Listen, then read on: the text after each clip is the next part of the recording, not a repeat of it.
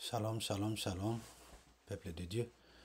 Et je vous salue tous au nom de Jésus-Christ. Nous sommes au rendez-vous de nos enseignements tels que nous les avons prévus. Nous allons prier d'abord avant de commencer. Seigneur Dieu, notre Père, merci Papa. Merci de nous avoir accordé l'opportunité, Seigneur, Père, d'enseigner ta parole. Ô Père, notre Roi, toi qui avais prévu ces choses avant même qu'elles n'arrivent, l'omniscient, l'omnipotent, c'est ton nom. Seigneur, ce n'est pas par ni notre force, ni par notre intelligence, mais que c'est par ta grâce. Que ta grâce soit sur ton peuple. Bénissez-les, consolez l'Éternel. Ceux qui suivent ces enseignements, qui soient touchés, Papa, afin de transformer leur vie. Bénis ton peuple, bénis toute l'assemblée, bénis tes enfants. Tout projet de l'ennemi contre leur vie soit brisé, que celui qui s'est découragé ne soit plus découragé, car l'esprit qui tu as mis en nous, c'est l'esprit de force. Je prie en leur faveur, afin que tout ce qu'il y a comme distraction, tout ce qui les empêcherait de ne pas suivre ces enseignements, nous les chassons au nom de Jésus-Christ, et que l'esprit de vie, le Saint-Esprit, celui qui a ressuscité Christ d'entre les morts, soit parmi eux, au nom de Jésus-Christ de Nazareth. Amen. Ok, nous allons continuer nos enseignements. Nous sommes en train de parler sur l'orgueil. Je crois que c'est la dernière étape. Ça concerne l'orgueil. La fois passée, nous avons parlé sur comment l'orgueil s'est manifesté. Allez voir dans les précédentes vidéos, vous allez voir les éléments que nous avions commencé à énumérer. Donc aujourd'hui, nous allons continuer. Et nous allons parler de ne vous mettez pas avec les infidèles. Les mauvaises associations, c'est de l'orgueil.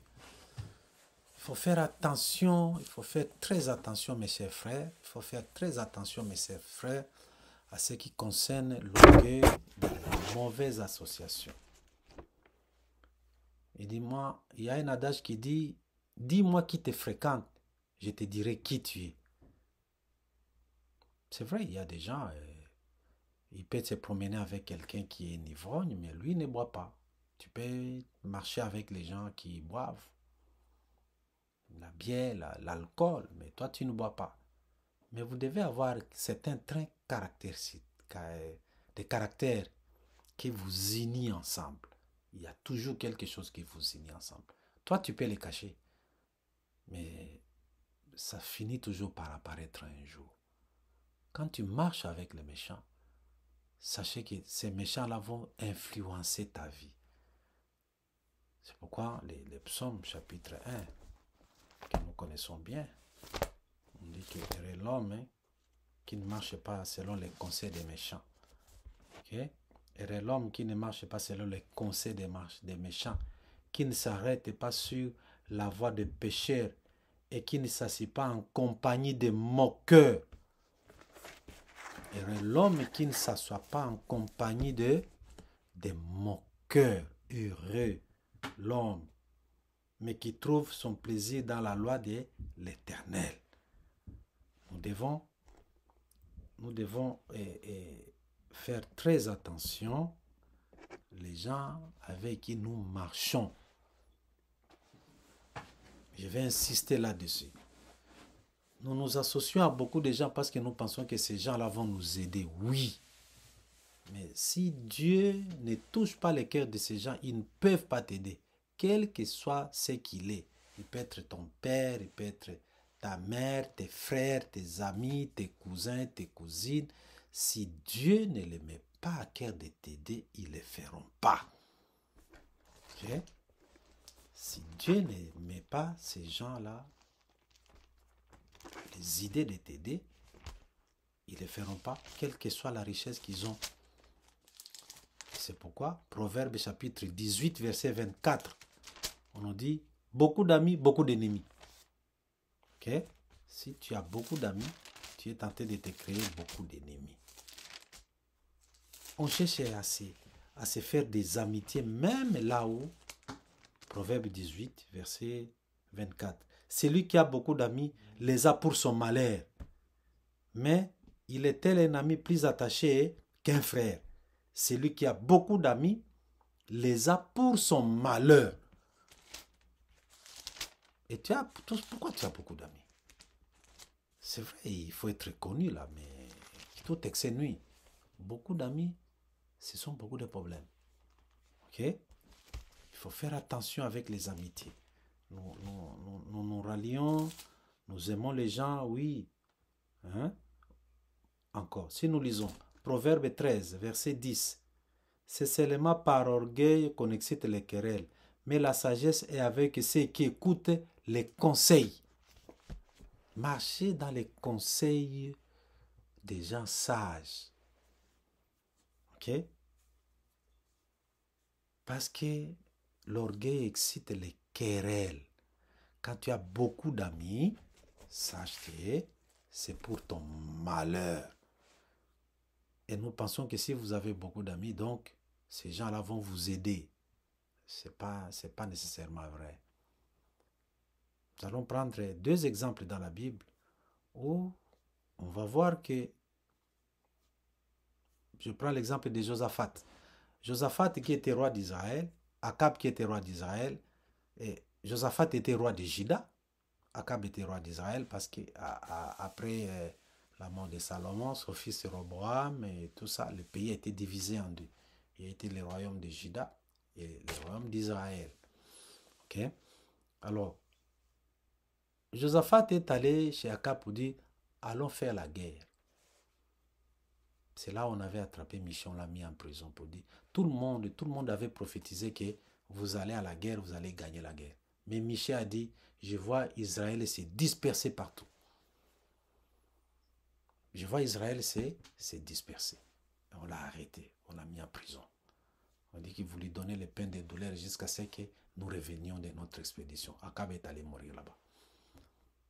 Okay? Mais ici, Akab avait piégé Josaphat. Il dit, toi tu vas porter tes habits royaux, moi je vais être simple. Et pourtant les ennemis, les Syriens là-bas, et ils ont dit, vous allez viser seulement la caravane, là où se trouvent les rois, il faut qu'on les tue. Donc, très souvent, nous marchons avec des gens très malins. Vous allez en guerre avec lui, mais lui, il a ses stratégies pour se sauver. Il a bien ses stratégies, toi, tu ne comprendras rien. Il t'entraîne dans des choses où il dit, ah, il m'a entraîné, c'est vrai. Non. Et Josaphat s'est retrouvé qu'il était encerclé par les ennemis. En étant encerclé par les ennemis, il a poussé un cri. Et Dieu l'a fait sortir des zones de combat. Il allait mourir là-bas. Ça, c'est 2 Chroniques. Si vous pouvez dire cela dans 2 Chroniques, chapitre 18, versets 20 à 29 à 30. 2 Chroniques, chapitre 18, versets 29 à 30. Josaphat est poussant un cri. Et Dieu le fait enlever des zones de combat. Mais Josaphat n'a pas appris la leçon. Il n'a pas appris aussi la leçon là-dedans. Josaphat, quand il s'est rallié encore avec Akazia, fils d'Akab, dont la conduite était mauvaise, ils s'associèrent pour faire des navires. Tout ce que Dieu a fait, c'était quoi? Quand vous lisez 2 Chroniques, chapitre 20, verset 37, Dieu a détruit les navires au port même. Donc, il y a certaines choses qui ne réussissent pas dans notre vie parce que nous nous sommes ralliés à des mauvaises personnes. C'est de l'orgueil. L'orgueil nous pousse à nous rallier. On dit non, moi tel que je dois être ami à tel. Voilà les contextes dans lesquels je parle. On s'associe à des gens parce qu'on trouve que nous sommes au même rang social avec eux. Donc il y a déjà la partialité là-dedans. Et quand il y a la partialité, il y a de l'orgueil. On ne se rallie pas avec n'importe qui. On ne fait pas amitié avec n'importe qui. On trouve que non, comme moi je suis roi, alors je dois aussi collaborer avec tel qui est roi. Les bas peuples là, non, et non, c'est pas eux.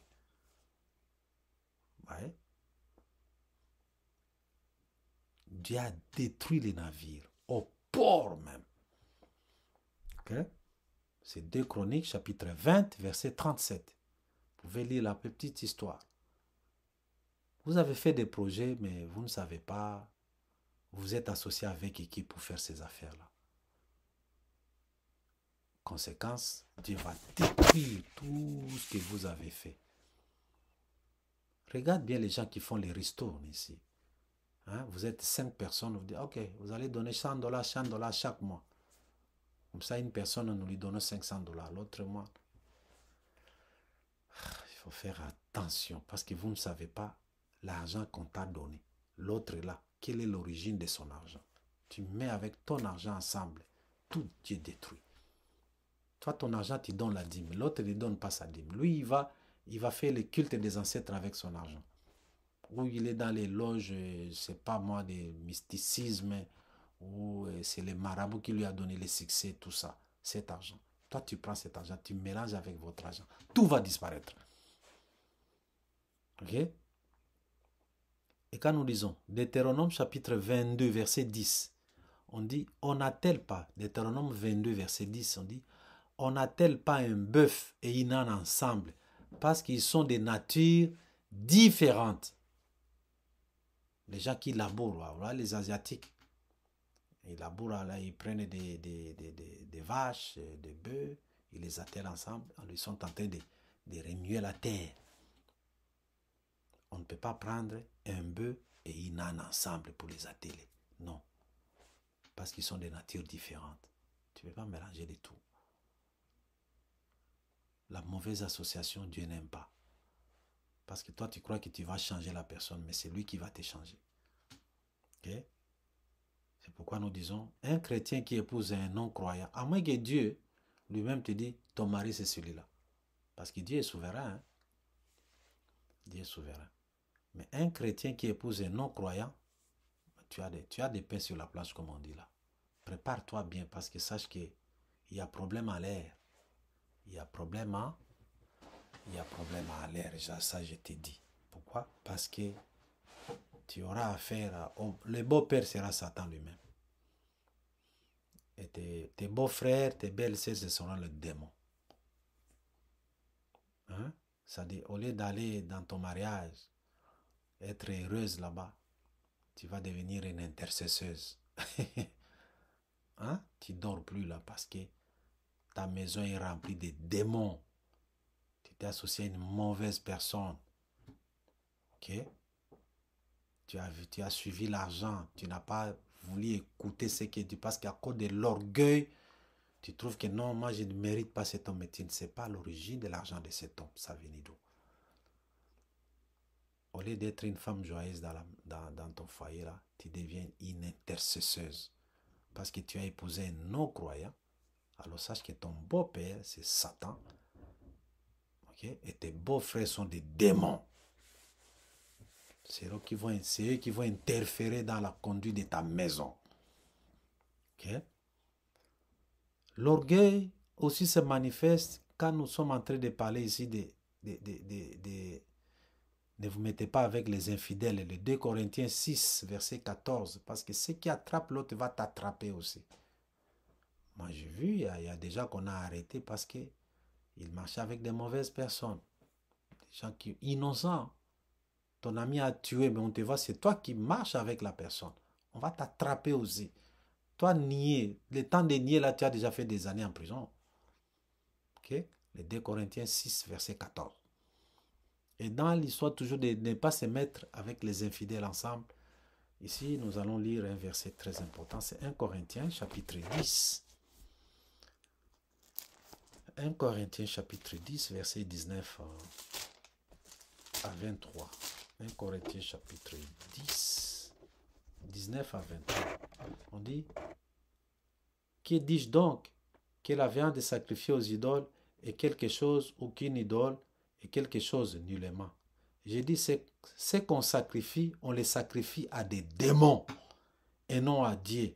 Or, je ne veux pas que vous soyez en communion avec les démons. Vous ne pouvez pas boire la coupe du Seigneur et la coupe des démons. Vous ne pouvez pas participer à la table du Seigneur et à la table des démons. Voulez-vous provoquer la jalousie du Seigneur? Sommes-nous plus forts que lui? Tout est permis, mais tout n'est pas utile. Tout est permis, mais tout n'édifie pas. Tout est permis, mais tout n'édifie pas. Donc, Tu manges la nourriture sacrifiée aux idoles. Ici, je suis en train de parler de manger sur la table du diable. Il faut faire très attention de manger sur la table. Je vous dis, mes frères et sœurs, vous qui me suivez, faites attention avec le manger. Ayez là, donnez-vous une certaine discipline de ne pas manger n'importe où. Faites attention à des choses que vous mangez et où vous les mangez. Vous ne savez pas. Les manger, c'est une grande porte des envoûtements. Une grande porte des envoûtements que vous voyez ici. Alors, manger sur la table du diable signifie deux choses. Je vais expliquer ça rapidement. Quand nous parlons de manger sur la table du diable, ça dit, ce n'est pas que dans une maison, il y a le diable qui a préparé la table. Non, non, non, non. Ça veut dire le propriétaire de la maison. C'est lui-là qui vous a invité. Vous ne savez pas l'origine de son argent. Parce que vous ne savez pas l'origine de son argent. Peut-être il y a un serpent, un bois qui lui vomit l'argent tous les jours. Et il prend cet argent, on va au marché, on prépare, on vous donne, vous mangez, on vous épite. Alors venez, venez, on va manger. Comme les gens aiment manger là, sans discernement, vous venez vous manger. Vous êtes en train de manger sur la table du diable. Deuxième élément, de manger sur la table du diable. Un chrétien ne peut pas aller manger dans les lieux ou dans les bars, les nightclubs, parce que ce sont des lieux de prostitution. Ce sont des lieux de prostitution. Tu ne peux pas manger là-bas. Vous êtes en train de manger sur la table du diable.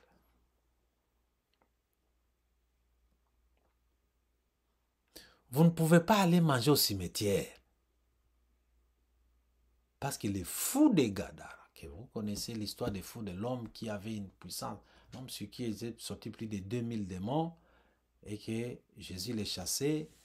Et après, ils ont demandé d'entrer dans les porcs. Les fous là, on appelle les fous des Gadara. Ils vivaient où? Au cimetière. Les démons aiment les milliers là. Parce qu'il n'y a pas de vie là-bas. Au cimetière, il n'y a que des ossements des gens. C'est là où ils veulent vivre. Là où il n'y a pas de vie, c'est là où ils veulent vivre. Et les fous. Maintenant, toi, un chrétien, tu vas aller manger au cimetière. Pour quoi faire? Toi, un chrétien, tu vas manger dans la maison d'un occultiste. Pourquoi faire? Toi, un chrétien, tu vas manger dans les bars, dans les nightclubs où les femmes dansent presque nues. C'est un milieu de prostitution. Vous êtes en train de manger sur la table du diable. Et vous serez possédés par ça. J'ai fait des délivrances de beaucoup de gens là-dessus. Je vous parle en connaissance des causes. Il ne faut pas manger n'importe où. Ok? Il ne faut pas manger. Il y a certaines religions. Hein? Il ne peut pas manger chez toi. Mais nous, les chrétiens, nous mangeons partout. On dit, ah non, tout est sanctifié par la parole et par la prière. On se défend comme ça. Non, non, tout est sanctifié par la parole. Mais je vous dis, quelque chose qui est consacré ne peut pas être purifié. Je répète, quelque chose qui est consacré ne peut pas être purifié. Même le sang de Jésus ne peut pas purifier cela. Je donne un exemple simple. Ok? Je vois les gens qui font des prières sur des tapis. Ok? Il y a des gens qui font des prières sur les tapis, non? Il y a un petit tapis, il met là-bas. Il est en train de prier. Il prie son Dieu là-bas. Et parfois, il y a des gens qui font des beaux tapis. Hein. Tu vois, c'est vraiment beau. Ce tapis-là est consacré à la prière. C'est comme un hôtel, parce que l'hôtel, c'est un lieu de rencontre entre l'humain et l'esprit. C'est un hôtel. Toi, tu achètes ça. Même si tu pries Dieu. Ce tapis-là ne peut pas être consacré, ne peut pas être purifié. Il faut les jeter. Ok? Il y a certaines religions, leur viande là, on dit non, non, la viande a été égorgée selon les rites de... Moi, je ne vais pas citer les noms ici. C'est pas ça l'objectif. Vous comprenez quand même ce que je suis en train de dire. Oh non, la viande a été égorgée selon les rites de...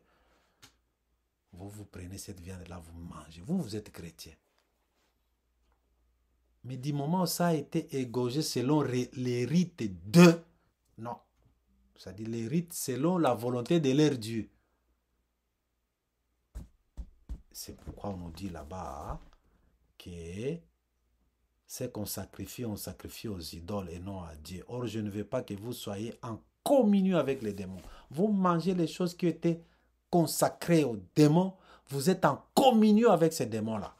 En communion, en contact. Vous voulez que ces démons et vous puissiez faire route ensemble. Voilà. Il y a certaines religions là, quand ils terminent leur prière là, et moi je me souviens là en Afrique, je me souviens très bien. En Afrique là, quand ils terminent leur séance de prière, un mois ou je ne sais pas combien de temps là, il y a des gens qui, on vous appelle, vous venez là où ils se réunissent, vous venez, vous allez manger. Ce n'est pas le fait de manioc, hein. Vous mangez la viande à gogo, c'est la viande, alors c'est à gogo. Les autres, ils passent de maison à maison des beaux morceaux de viande qui donnent. Allez, c'est pour vous, c'est pour vous. Mais cette viande-là a été consacrée, a été égorgée selon les rites de leur Dieu. Excusez. Donc, vous êtes en communion avec leur Dieu. Des choses comme ça, déjà, ça attire la colère, la jalousie de Dieu. C'est ça, non? Ça attire ce que on a dit là. Voulez-vous provoquer la jalousie du Seigneur? Sont-nous plus forts que lui? Donc, on doit faire la part des choses. Tout est permis, mais tout n'est pas utile. Il y a des choses, Satan, il piège les gens par tous les moyens. C'est seulement quand tu as la révélation, tu connais toutes ces choses. On condamne parfois les gens pour dire, ah, il est trop radical. Mais je vous dis, les choses de Dieu, c'est noir, c'est blanc, c'est jour ou c'est nuit. Point. C'est lumière ou ténèbres. Tu n'es pas au milieu, non. Nous disons encore que l'orgueil se manifeste par les refus de prier. Ok? Les refus de prier. Quand nous parlons des refus de prier, ici c'est l'histoire de Daniel. Daniel chapitre 6, versets 5 à 7. Daniel, il était aimé par les rois de Babylone. On voulait le faire comme premier ministre, être le chef de tous les conseils des rois, des ministres des rois. Excusez. Et que tout ce qu'ils ont fait, ils ont cherché un moyen pour l'accuser, ils n'ont pas trouvé. Ils ont dit non, faisons un édit, c'est-à-dire un décret, loi, pour dire, les rois, nous demandons que pendant 30 jours, personne n'est pris dans les royaumes. 30 jours. Et Daniel, quand ils ont fait ça, lui, il a commencé à monter sur sa maison. Il priait 3 fois, matin, midi, soir, au vu aussi de tout le monde de prier. Et ça a été un élément d'accusation. C'est là où on a jeté Daniel dans la fosse au lion. Donc, ils ont dit, nous ne trouvons, ça c'est Daniel chapitre 6, verset 5. Et ces hommes dirent, nous ne trouverons aucune occasion contre ce Daniel, à moins que nous n'en trouvions une dans la loi de son Dieu. Donc, vous trouvez que ne pas prier, c'est un péché. Vous savez pourquoi c'est un péché? C'est un péché d'orgueil. Parce que si tu ne pries pas, tu ne veux pas être en contact avec Dieu. Donc, tu trouves que tu t'autosuffis de toi-même. Tu te suffis de toi-même. Tu n'as pas besoin de Dieu. Si tu as besoin de Dieu, tu vas te mettre à genoux. Moi, j'ai vu des femmes qui, quand ça ne marchait pas dans leur couple, elles vont prier, vous n'avez pas l'idée. Ce sont des femmes de prière, là. Mais quand tout marche bien, c'est OK. Mais quand ça ne marche pas, là, ils viennent vite. Même si on dit 3 jours à sec, prière, ils vont le faire. Mais en temps normal comme ça, oh, je suis malade, au estomac, tout ça, ok, ça c'est autre chose. Donc, le fait de ne pas prier, c'est un péché. Parce que ça dénote que tu n'as pas besoin de ces dieux. Tu es dépendant, tu peux te défendre de toi-même. Mais quand tu montres que tu es faible, c'est là où tu vas te référer à un être supérieur. Ouais? C'est là où tu vas te référer. Tu dis, ah, cette histoire ici, je ne trouverai pas solution si Dieu n'aimait. Et c'est là, 1 Thessaloniciens chapitre 5, verset 17. On dit, priez sans cesse. Nous devons prier sans cesse. 1 Thessaloniciens 5, verset 17. Prions sans cesse. Excusez. Matthieu chapitre 26, verset 41. Ici, c'est à Gethsémani, les jours où on venait la nuit qui précédait les jours de l'arrestation de Jésus. Jésus a demandé aux disciples de rester, de veiller, de prier. Il a dit, priez pour ne pas être tentés. Ils n'ont pas si dit le corps, l'esprit est fort, mais le corps est faible. Ils ne parvenaient pas à prier parce qu'ils étaient fatigués.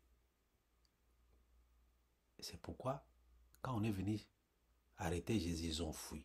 Priez pour que vous ne tombiez pas à tentation. C'est quand tu dis, moi je vais résister, rien de mal ne va m'arriver. C'est de l'orgueil. C'est donc quelqu'un qui n'aime pas prier, ça dit, il pense qu'il va résoudre ses propres problèmes par ses propres efforts. Prier nous met en communion avec Dieu. Et c'est ce qui montre notre dépendance. Ok? C'est ce qui dénote de notre dépendance. Nous dépendons de Dieu. Nous devons être des gens de prière. La prière, c'est quelque chose de très important. Ne pas prier, c'est de l'orgueil parce que tu dis, tu t'en fous de ces dieux, tu n'as pas besoin de ces dieux-là. Nous devons dépendre de ces dieux.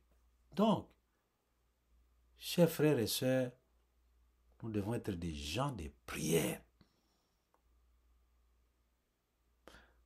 En dehors de la prière, parce que nous sommes en train de parler de la prière. Quand nous lisons Psaume chapitre 15, versets 1 à 5, Psaume 15, 1 à 5, on dit qui demeurera sur la montagne sainte, c'est-à-dire qui va prier, qui va se présenter devant Dieu.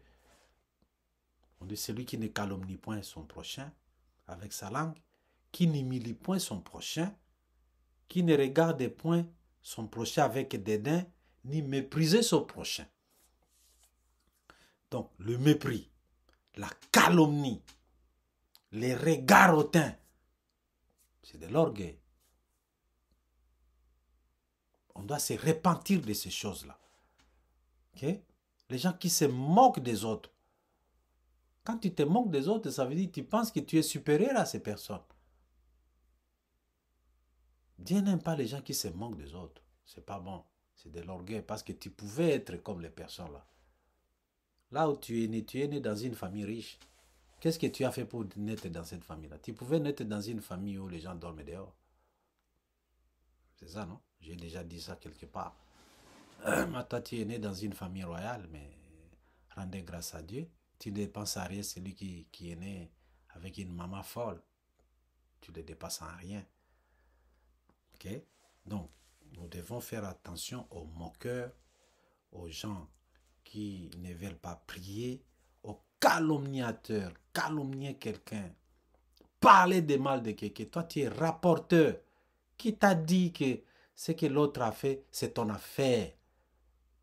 Et très souvent, quand nous critiquons dans le sens de détruire les gens. Au lieu de critiquer dans le sens d'observation et d'aider quelqu'un à s'améliorer, nous sommes là pour dire tuons-le. Non, non, non, non, non. Lui, là, il faut le rejeter. Il doit mourir. Non, c'est pas bon. Mes chers frères, faisons très attention. Et le dernier élément, dans cette série de péchés, c'est prêter à intérêt. C'est de l'orgueil. Exode chapitre 22, verset 25. Exode 22, 25. On dit prêter au pauvre qui est avec toi. Si tu prêtes à un pauvre qui est avec toi, tu n'exigeras point de lui d'intérêt.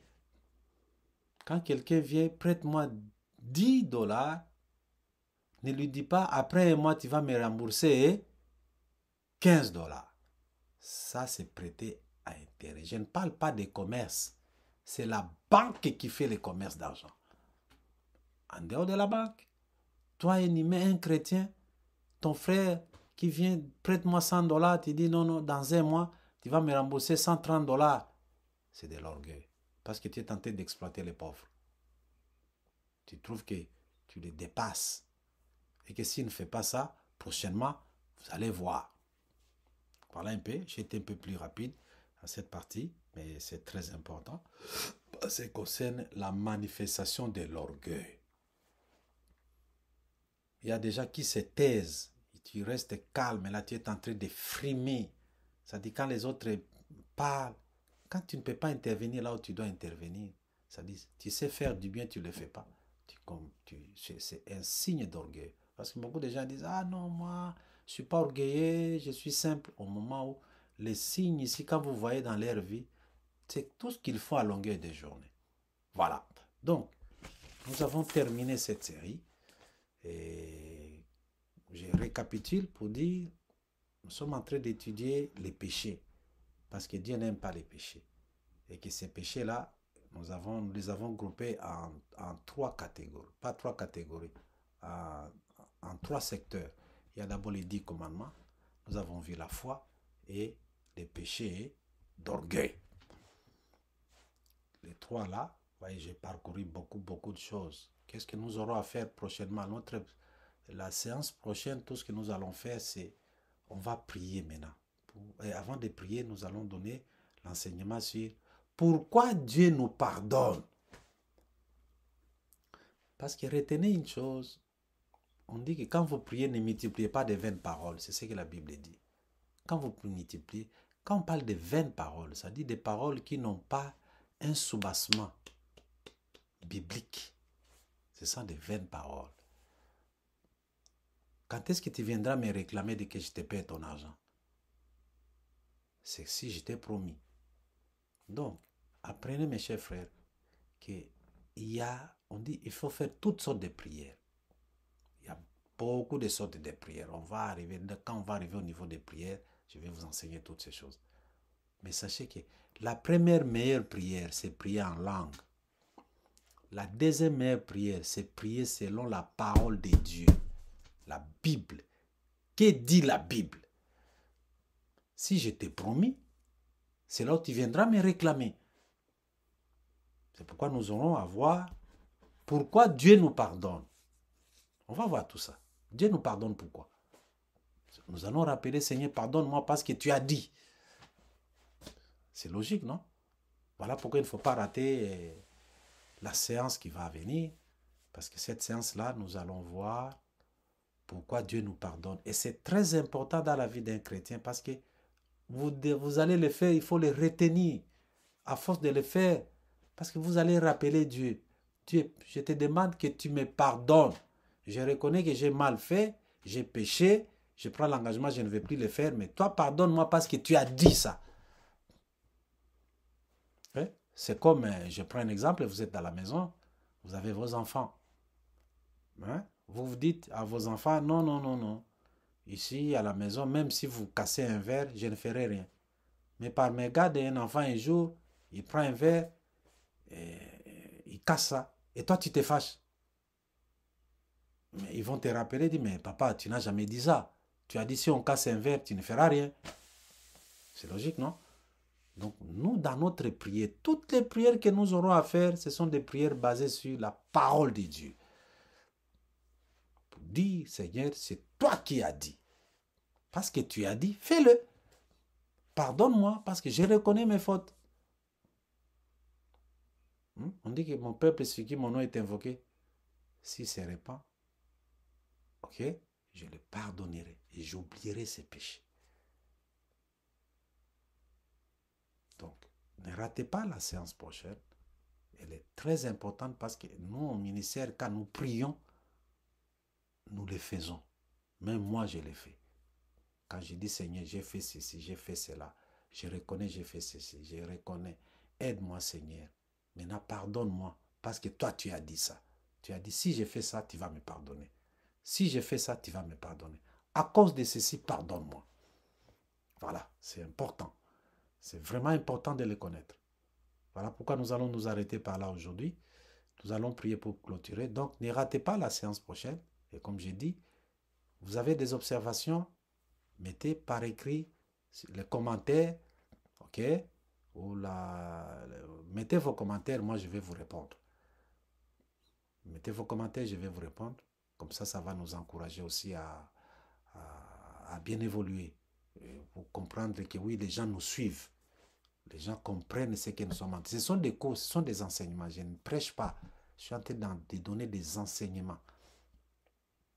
Avant d'arriver au combat, tout ça, les préalables ici doivent être remplis. C'est sans condition, c'est non négociable. Quand nous allons voir les sortes, pourquoi Dieu nous pardonne, après on aura à faire des prières. Après nous allons passer à la deuxième étape qui sont les Dieu nous punit à cause de nos iniquités. Les iniquités c'est quoi? Tout ça on va expliquer. Après nous allons faire la prière, ce qui concerne les iniquités. Quand nous terminons cette partie, nous allons avancer. Voilà, nous allons prier. Seigneur notre Dieu, nous savons et nous croyons Seigneur que tous ceux qui nous ont suivis soient bénis. Éternel notre roi, tu as touché le cœur de tes enfants. Ne les abandonne pas. Marche avec eux. Couvre-les de ta grâce. Au nom de Jésus-Christ de Nazareth. Amen. Soyez bénis et à la prochaine. Ne ratez pas. Bye.